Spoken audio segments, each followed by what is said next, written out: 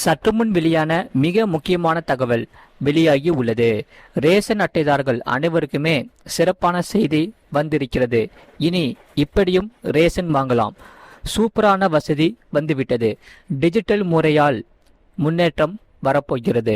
அது எப்படி, இது எப்பொழுது அமலுக்கு வரப்போகிறது என்று இங்கே பார்ப்போம். நீங்க மறக்காம சேனலை சப்ஸ்கிரைப் பண்ணிட்டு வீடியோக்கு ஒரு லைக் பண்ணிட்டு வீடியோவை ஸ்கிப் பண்ணாம முழுமையா பார்த்து தெரிஞ்சுக்கோங்க. ரேஷன் கடைகளில் அரசின் டிஜிட்டல் நாணயத்தை பயன்படுத்தி ரேஷன் பொருட்களை வாங்கும் சிறப்பு வசதியை அரசு அறிமுகம் செய்துள்ளது. அந்த வகையில் இந்தியாவில் டிஜிட்டல் பரிவர்த்தனைகளை அடுத்த கட்டத்திற்கு கொண்டு செல்ல அரசு ஒரு புரட்சிகரமான முயற்சியை தொடங்கி உள்ளது. அது என்ன என்பதை இங்கே பார்ப்போம். இனி மத்திய வங்கி டிஜிட்டல் நாணயத்தை பயன்படுத்தி ரேஷன் கடைகளில் உணவு தானியங்களை வாங்கலாம். அதாவது டிஜிட்டல் நாணயம் மூலம் ரேஷன் பொருட்களை விற்பனை செய்யும் இந்த சோதனை முயற்சி முதலில் சண்டிகரில் தொடங்கப்பட்டது.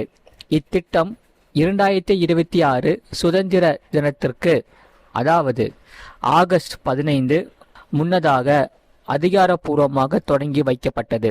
இச்சேவை தொடங்கப்பட்டதை தொடர்ந்து பிரதான் மந்திரி கரீப் கல்யாண் அன்ன யோஜனா திட்டத்தின் கீழ் வழங்கப்படும் உணவு மானியம் இனி பயனாளிகளுக்கு நேரடியாக டிஜிட்டல் ரூபாயாக வழங்கப்படும் என்று சொல்லப்படுகிறார்கள்.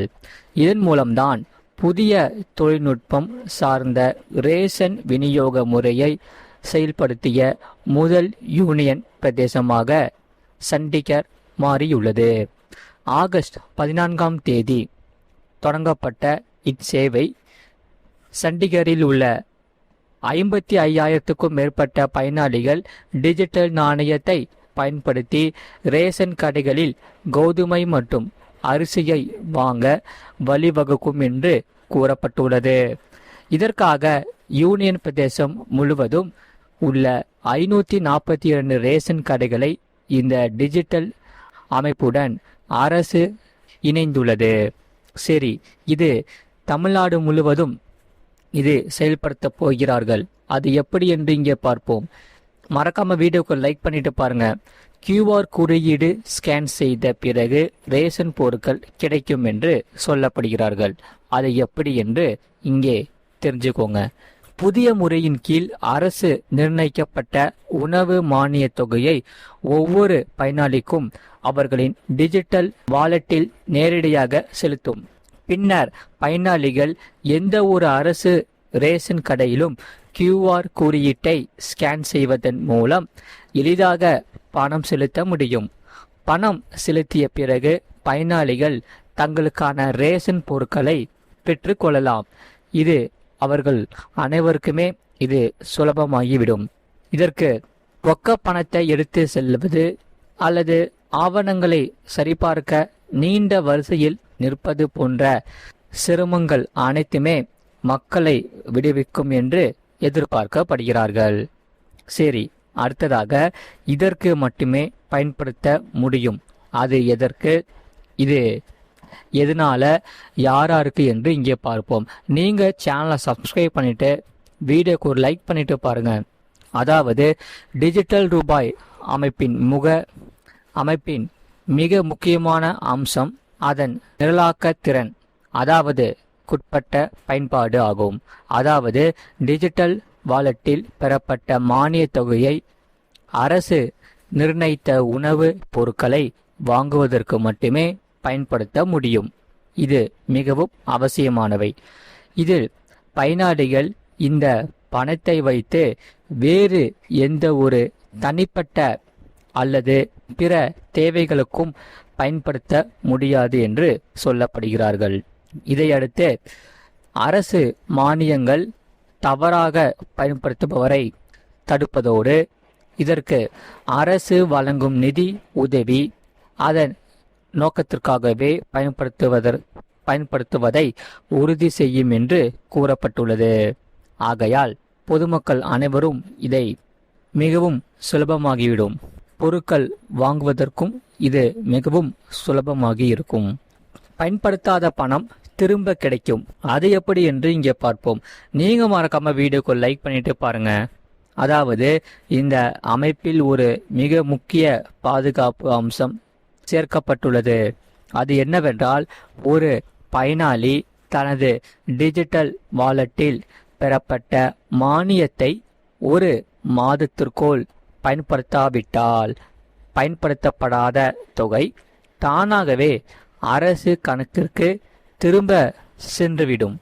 இதனால் மக்கள் யாரும் அச்சம் பட தேவையில்லை. இது முழு செயல்முறையையும் நிகழ்நேரத்தில் கண்காணிக்கவும் வெளிப்படைத்தன்மையை பேணவும் அரசுக்கு எளிதாக இருக்கும் என்று கூறப்பட்டுள்ளது. ஆகையால் இந்த அமைப்பு பொறுத்தவரை நேரடி ரேஷன் விநியோகம் மற்றும் இதற்காக நேரடி பண பரிமாற்ற முறைகளை கடந்து மேற்கொள்ளப்பட்ட இது ஒரு மிகப்பெரிய முக்கிய தொழில்நுட்ப முன்னேற்றம் என்று அரசு தரப்பில் கூறப்பட்டுள்ளது. நீங்கள் மறக்காம வீடியோக்கு லைக் பண்ணிக்கோங்க, சேனலை சப்ஸ்கிரைப் பண்ணிக்கோங்க, பக்கத்தில் பெல் பட்டனையும் கிளிக் பண்ணி வச்சுக்கோங்க. அப்போ தான் நம்ம போகிற வீடியோஸ் எல்லாமே உங்களுக்கு ரெகுலராக காமிக்கும். அதே சமயம் இந்த செய்தியை பற்றி நீங்கள் என்ன சொல்கிறீங்க, உங்கள் கருத்துக்கள் என்னன்னு கமெண்ட் செக்ஷனில் மறக்காமல் கமெண்ட் பண்ணிக்கோங்க. அதே சமயம் உங்கள் ஃப்ரெண்ட்ஸ் அண்ட் ஃபேமிலிக்கு தெரியப்பட்டும் இந்த வீடியோ கண்டிப்பாக ஷேர் பண்ணிக்கோங்க. அவங்களும் இந்த வீடியோ பார்த்து பயன்பெற்று கொள்ளட்டும். அதே சமயம் நிறைய பேர் பார்க்குறீங்க, ஆனால் வீடியோக்கு ஒரு லைக் பண்ண மாட்டேங்கிறீங்க, சேனலை சப்ஸ்கிரைப் பண்ண மாட்டேங்கிறீங்க, உங்கள் ஃப்ரெண்ட்ஸ் அண்ட் ஃபேமிலிக்கு தெரியப்பட்டும் ஷேர் பண்ண மாட்டேங்கிறீங்க. நீங்கள் மறக்காமல் வீடியோக்கு லைக் பண்ணிவிட்டு சேனலை சப்ஸ்கிரைப் பண்ணிவிட்டு நமக்கு சப்போர்ட் பண்ணாதான் நம்ம புதிய புதிய செய்திகள் நம்ம சேனலில் அப்லோட் பண்ணிகிட்டே இருப்போம். அதாவது அரசு சார்ந்த மிக முக்கியமான தகவல்கள் நம்ம சேனலில் அப்லோட் பண்ணிகிட்ருப்போம். உங்களுக்கு என்னென்ன செய்திகள் தேவைப்படுதோ அதையும் நீங்கள் கமெண்ட் செக்ஷனில் கமெண்ட் பண்ணுங்கள். அதையும் நாங்கள் பார்த்துட்டு கண்டிப்பாக உங்களுக்கான செய்திகள் நாங்கள் கண்டிப்பாக போடுவோம். அதே சமயம் நீங்கள் இன்னமும் ரேஷன் கடையில் போயிட்டு இகேஒய்சி அப்டேட், அதாவது பயோமெட்ரிக் வைக்காமல் இருந்தீங்கன்னா மறக்காமல் உங்கள் வீட்டு பக்கத்தில் இருக்கிற ரேஷன் கடைக்கு போயிட்டு இந்த கைரேகை இணைச்சிடுங்க. இது உங்களுக்கு ரொம்பவே யூஸ்ஃபுல்லாக இருக்கும். இப்போ நீங்கள் பண்ணலைன்னா உங்களுக்கு பின்னாடி தான் உங்களுக்கு ரொம்ப கஷ்டமாயிரும். உங்களுக்கு ரேஷன் பொருட்கள் கிடைக்காமையும் போகிறதுக்கு சான்ஸ் இருக்குது. அதே சமயம் ரேஷன் கார்டும் ரத்து ஆகிறதுக்கும் நிறையவே சான்ஸ் இருக்குது.